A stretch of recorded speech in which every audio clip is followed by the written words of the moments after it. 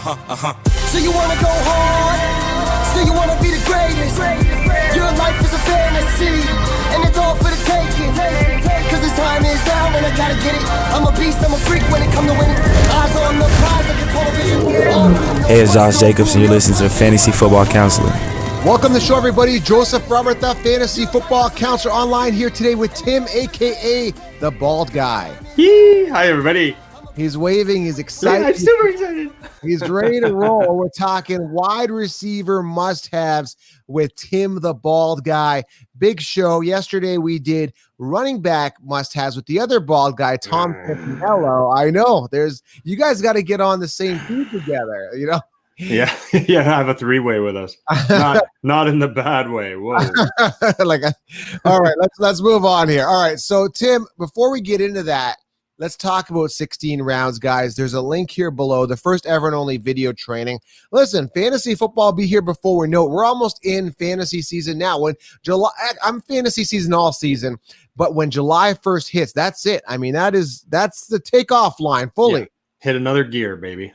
Yeah, so get the 16-round draft solution here. Let me put up a link here for you guys. Or head on over to thefantasyfootballcounselor.com, and there's a link here below, actually.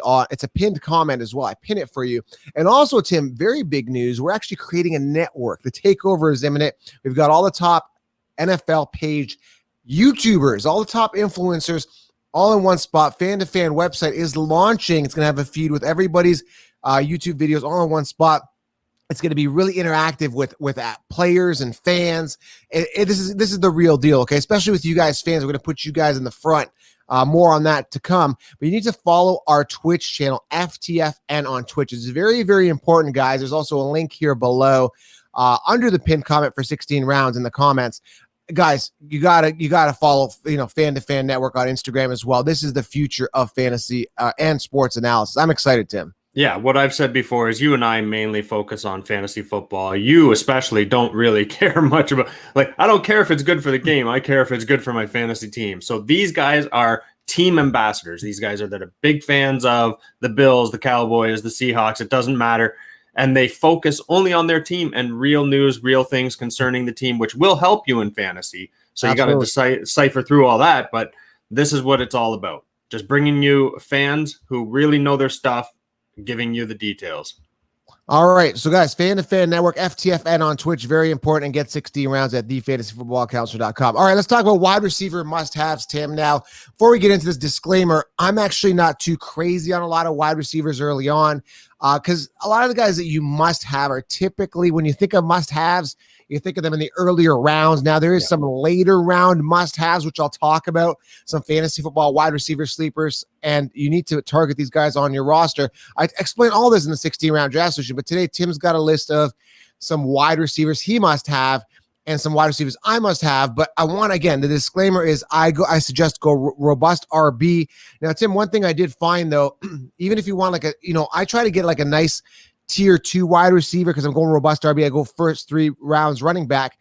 Now, here's the thing. Sometimes I go 4 running backs in the first 4 rounds. Okay, now stick with me. If you draft 12th, you go back to back, right? And you come off to your 3rd pick on the snake and you go back to back again. If you get a running back here, you have to wait 24 picks till your 5th pick. So what I'm saying is if you go late in the draft, you may want, and there's a strategy this, it all makes sense. You may want to go wide receiver in the first 4 picks, if that makes sense. Because if you go with that 4th pick and you go running back, you got 24 more picks till you get that 5th position, that wide receiver, and you may lose some of these tier 2 wide receivers. So if you are going 12th, rule of thumb, try to get a wide receiver in the first 4 picks, even if you are going robust RB. Does that make sense, Tim? I get it. And you and I run a different strategy too. I mean, you're all about the robust RB. You typically take RB. Yeah. I am kind of the opposite. I want that stud wide receiver in the first. So I'm looking to go wide receiver, then 3 RBs in a row. Yeah. And your strategy has to change depending on where you draft too. That's why, the mock draft videos that you put out are so important, because if I'm getting that 3rd, 4th pick, I'm gunning for Michael Thomas. Right. If I'm getting a later first round, I'm going to gun for a Julio Jones. These are guys that I think I must have. And depending on where I'm drafting, these are the guys I target in round 1. I see. Like over Mike Thomas, I'd rather go like Derrick Henry there. I'd even rather have Josh Jacobs over Michael Thomas. Yeah, but see, so everybody's been saying, "Oh my God, it's so deep at wide receiver this year." Well, no, it's really not. Not for getting those top tier guys that are going to give you the potential of 300 points. It's guys that'll give you 220 to 250 once you start coming into round 2, round 3. Whereas when you're going running backs, you can still pick up a Leonard Fournette, a David Johnson, 3rd and 4th round. I mean, these are guys that should easily put up 250 points. So I want that stud wide receiver first.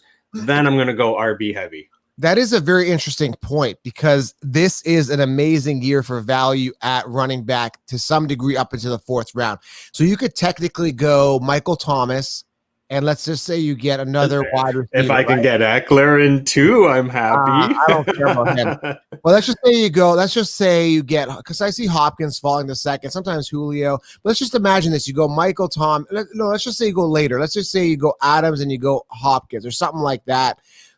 You can still technically get, maybe a Gurley sometimes falls to 3, comes off in the 2nd round typically, but you can go Fournette and David Johnson, still be loaded at your running back, and then you can get Montgomery or Akers in the 3rd. But I just like to load up and have more depth because I feel there's a ton of wide receiver ones that I can get in the 4th, 5th, 6th round. Like Shark is there, McLaurin is there, Hilton is there.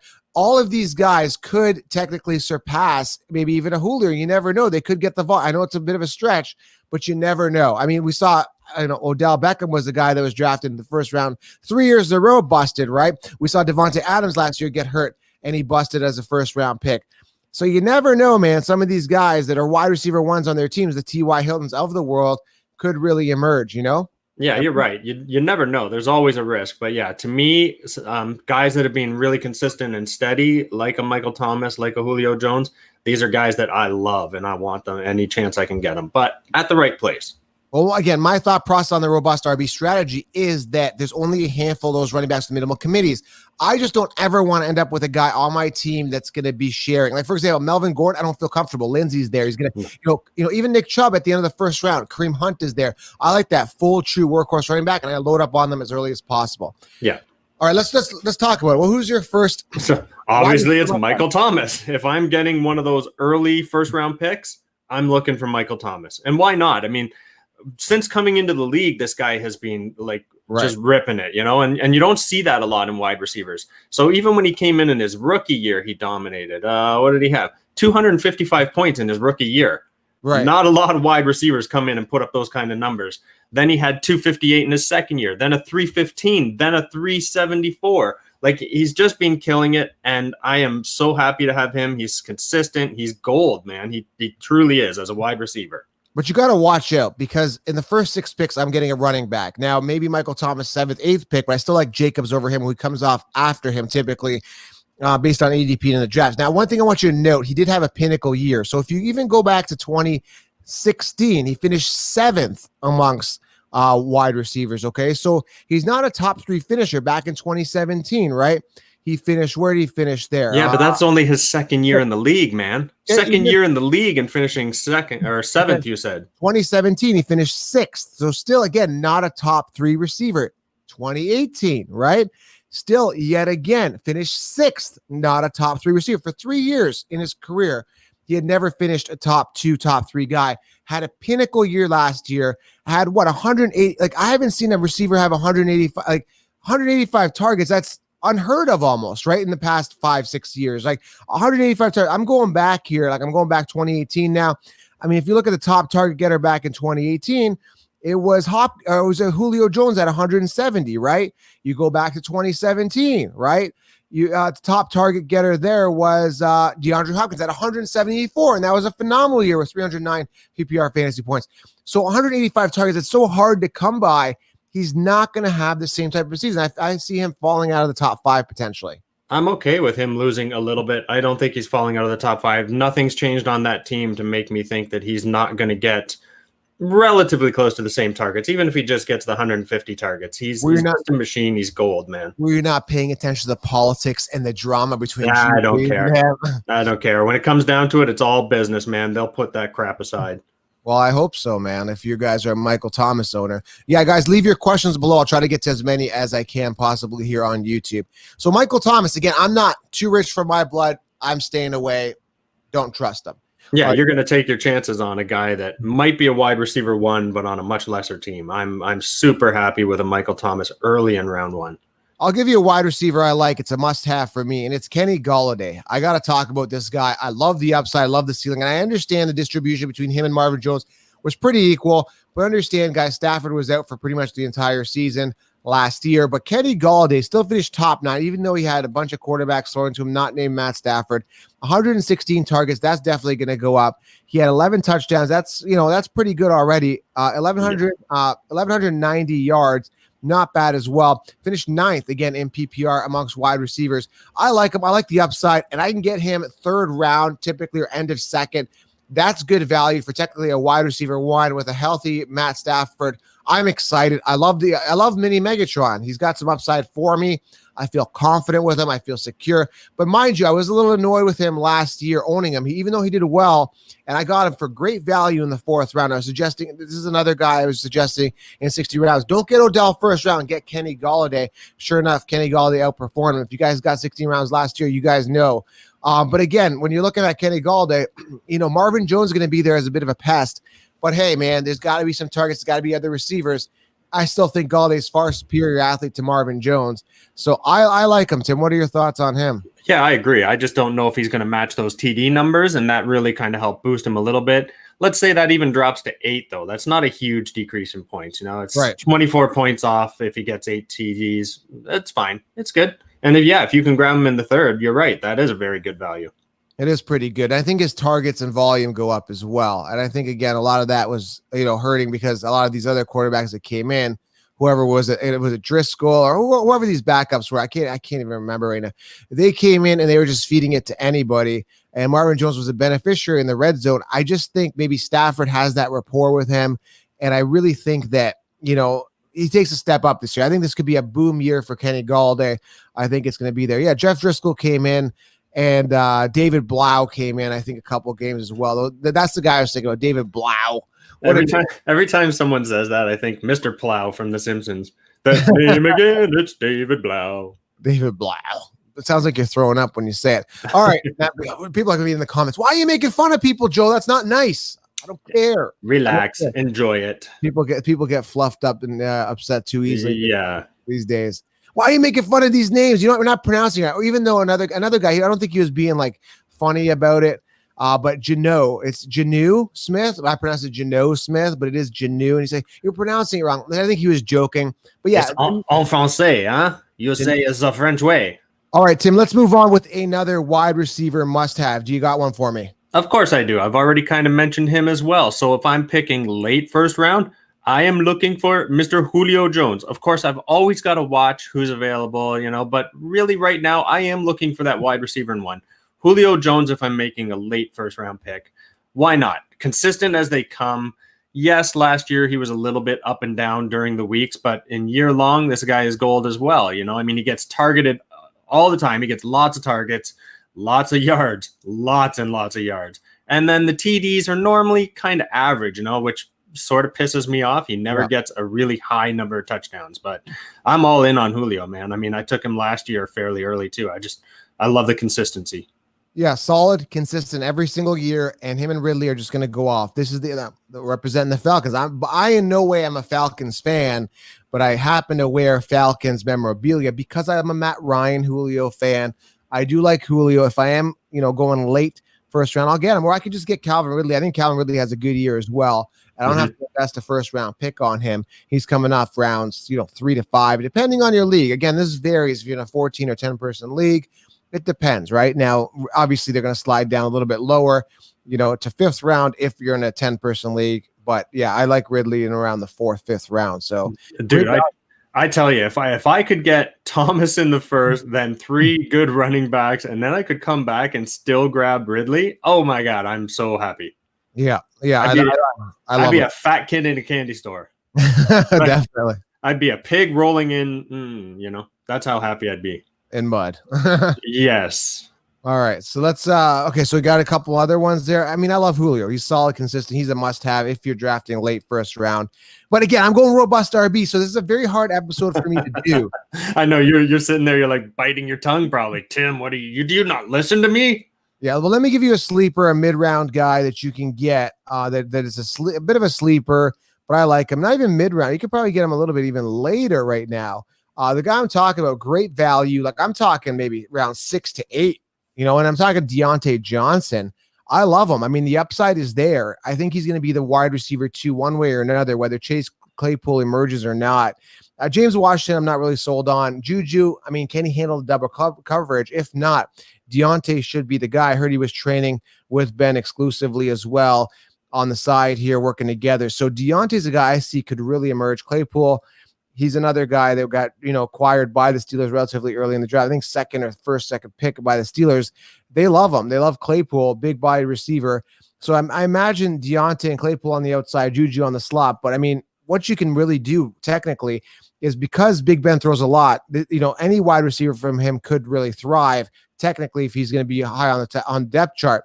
So I get Deontay usually around 6 to 8, somewhere in there, depending on where he falls, where I kind of feel it out.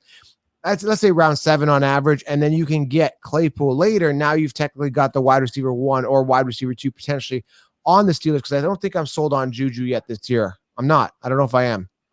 It's going to be a challenge for him, and I was high on Juju last year. I mean, when AB was there, you still saw Juju make a lot of those really tough contested catches.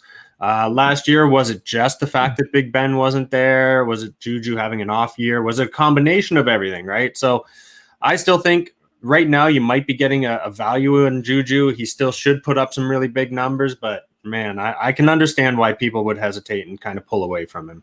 Yeah, because again, one thing we've been talking about for years is his success was predicated on Antonio Brown drawing double coverage. And as soon as Antonio Brown was gone, we saw a decline, but then it's not really fair because, Big Ben was hurt. So we didn't really see the full true test with Big Ben and Juju without Antonio Brown for a long time. So you got to look at the scenario. But I'm not investing a 3rd round pick in Juju. I'd rather go Deontay Johnson and maybe get Claypool late and just stash my bench and hope for a breakout for one of these two guys. But we know Big Ben throws a lot. I mean, he threw the most back in 2018, more than any other quarterback in the league. Not only did he lead in attempts, Tim, but he actually led in passing yards, which is phenomenal. 5,129 passing yards on guess how many? 675 attempts. Jeez. The only guy that threw under him was Andrew Luck that year, 639. Then there was Matt Ryan, 608. I mean, even Pat Mahomes, who had a great year that year, 417 points PPR. Pat Mahomes was the number 1 quarterback in 2018, and he only threw 580 times. So you can see how much more Big Ben. He almost threw 100 more attempts than Pat Mahomes that year. So, I mean, there's going to be a lot of targets, and I think Deontay is the best value that's going to get those targets. It's going to be interesting to see how this plays out. Yeah, I like it. I like the fact that you're going more with these middle round guys, whereas I'm still focused on the, when you tell me must-haves, I'm looking at guys that I got to have. So I'm talking mainly early guys. My next one, and as far as I remember, you're not happy with this guy at all, or you don't like this whole situation. Edelman. Yeah, you know what? This could be one of those sneaky guys that'll just kind of surprise you. I mean, he was a big target guy for Brady, but they had that rapport. With Stidham being a young quarterback coming in, I'm a little bit concerned. I really am. I think he may gravitate to other receivers. I mean, they've got N'Keal Harry there. I'm just not sold on him. I'm not excited about him. Again, Stidham could have that high ceiling, but then again, my concern is what type of rapport will he have with his receivers. And the guy I am talking about is, Jacoby Myers, the guy I'm thinking about here. I heard that him and Stidham have some rapport together. So Jacoby Myers could be a guy that could get some volume there. I mean, he's 23 years old, 6'2", 200. Look for him. But again, there's so many guys there. They spread the ball around. Jacoby could be the guy there. N'Keal Harry could be the guy there. Who the hell knows? But I just don't want to, sit there and be a part of this figuring out game. I don't trust it. Yeah, it's a bit of a risk. You got to get him at the right price for sure. Okay, so I'll give you a guy I must have, and I must have him, 5th round, and he's great value. Is T.Y. Hilton, because again, they've got a great O-line there. They've got Jonathan Taylor who's going to be distracting the defenses. I think he's a great running back. Well, looked great out of college. We'll have to see. So they've got some weapons in the run game, and now that could open things up for T.Y. Hilton, who's got Phillip Rivers now throwing him the ball with a great O-line. Phillip Rivers, another quarterback that throws the ball a lot. So I am excited about Phillip Rivers this year and the T.Y. Hilton connection. And similar to, Deontay Johnson and Claypool, you can get Pittman later, another guy that, the Colts invested pretty early in Pittman. He's kind of like their Claypool, a receiver they want to bring in. I don't think Paris Campbell is the guy. I know there's some faith in Paris Campbell being the guy. Didn't really do anything last year, and that could simply be a result of the fact that, the quarterback situation wasn't good. But what's interesting about Michael Pittman is that he was drafted in the second round with their first pick. So the Colts' first pick, they select Michael Pittman, even ahead of Jonathan Taylor. So Pittman was 34th overall, and Taylor was 41st overall in the overall numbers in the draft, right? Second round, 41st overall, and then second round, 34th overall for Pittman. Pittman was their first guy. I mean, why not stash him on your bench? If the Colts believe in him, so do I, Tim. Yeah, as a later round guy, sure. I mean, like I say, it's very hard for a wide receiver to come in and make a big impact the way a guy like Michael Thomas had. So you might find a rookie that comes in and normally can put up, 600 yards, something like that. So if you're getting a late round guy and you need someone to fill in on a couple of weeks here and there, this might be a guy for sure. Right. All right, who else do you got there for a must-have? I think maybe the price is still a little too high, but I mean, this is definitely a wide receiver one on the team. Mr. Adam Thielen, really it's him and Cook. They make the team. Without Diggs there this year, I think Thielen's stock goes way up. Last year, he only played 10 games, which kind of sucked, but he had 114 points in those 3 years before that, though. 195, 239, 307. So he's shown that he can handle a lot of the workload when it comes to the receiving game. I think this should be another really good year for him. And Let's see if Cook even plays, right? I mean, he's threatening holdout and all that bull crap. So Thielen really could be benefit from that. And this is going into, here's a bonus for you, a rookie wide receiver must have. Now, I'm not really into rookies that you must have, but Justin Jefferson was drafted in the first round, 22nd overall, as their first pick for the Vikings. So they needed that wide receiver to kind of come in and maybe take that job. Not take the job, but kind of plug and play for Diggs. Now, Diggs back in 2018 had a really good year. I think he had 150 targets. That's pretty damn good for Diggs. So that shows you how much volume is potentially there available for that wide receiver too with Thielen. Now, Diggs, 150 targets, 102 receptions, had a bit of a down year in 2019, and you heard Diggs crying, saying, I want the ball, this and that. But I really think that Jefferson could be a plug and play right off the bat for a rookie wide receiver, being that first pick the Vikings invested in. But yeah, Thielen, obviously the wide receiver one now, but look for Jefferson to emerge as a solid wide receiver too, and a must-have when you're looking at rookie wide receivers for sure. Sounds good, man. Anyone else there? We touched on him very quickly. I'm still saying Juju. I mean, I got to get him at the right price because there are a lot of question marks, but I think with the return of Big Ben, I think Juju's going to be pretty much back to form. At least he's going to put up some pretty decent numbers, but I'm not taking him very early. And in fact, with my strategy of taking a wide receiver in round one and not looking at another one till at least like round 5, I'm not going to get a Juju. But depending on how your strategy plays out, if you can get a Juju round 3, round 4 with a couple RBs before that, maybe I'd take a look at him. It's a little bit risky, but it could pay off. Yeah, he's a bit of a risk. Like I said, I like Deontay Claypool later. Third round, I'm usually busy trying to get my other running back, a David Johnson, Leonard Fournette, someone like that, which is going to get me that guaranteed volume. So, yeah, I'm going to stay away from Juju this year, but I definitely see the ceiling. I'm just bitter taste in my mouth, very upset about last year. Not a guy I trust. Not definitely. Even with Big Ben back, I just see him not handling double coverage well. I don't feel good about him. And it's possible, but I go back a couple of years where AB was still there, and we saw Juju make some pretty amazing catches against pretty tight coverage. So I think he can deal with it. I just think last year was a whole cluster F of problems, and hopefully this year he's got it all figured out. I do have one more guy that I'm looking at, and talking to you before this, even you've done so many mock drafts. You say sometimes this guy even goes undrafted, Allen Lazard. Yeah, Allen Lazard's a great sleeper later. The reason I like him is just simply situation, and he had a couple of breakout games. Listen, he is the wide receiver too there. There is some talk about other guys stepping up, but he is the guy. I mean, there's who is it? Funchess. Like, I'm not sold on Funchess. I mean, years to wow me, and hey, Funchess has just not been, guess what, Tim? Fun. So I'm gonna go. Bunches doesn't put up the points in bunches. Oh, how's that one? There you go. No bunches, no bunches and funches for fantasy points. Whatever. Listen, Lazard is the wide receiver 2 there. And Valdez Scaling had his opportunity. Him and Allison. Allison no longer there, obviously. MVS had his opportunity. He didn't really wow us. Lazard came in and wowed us when he was on the field. So I like him. He's a steal on a throw first team. I know they ran a lot last year. I think Aaron Rodgers is going to throw more this year. He's going to hopefully get back to 2016 form. That's a bit of a stretch. The 40 touchdown Aaron Rodgers kind of guy.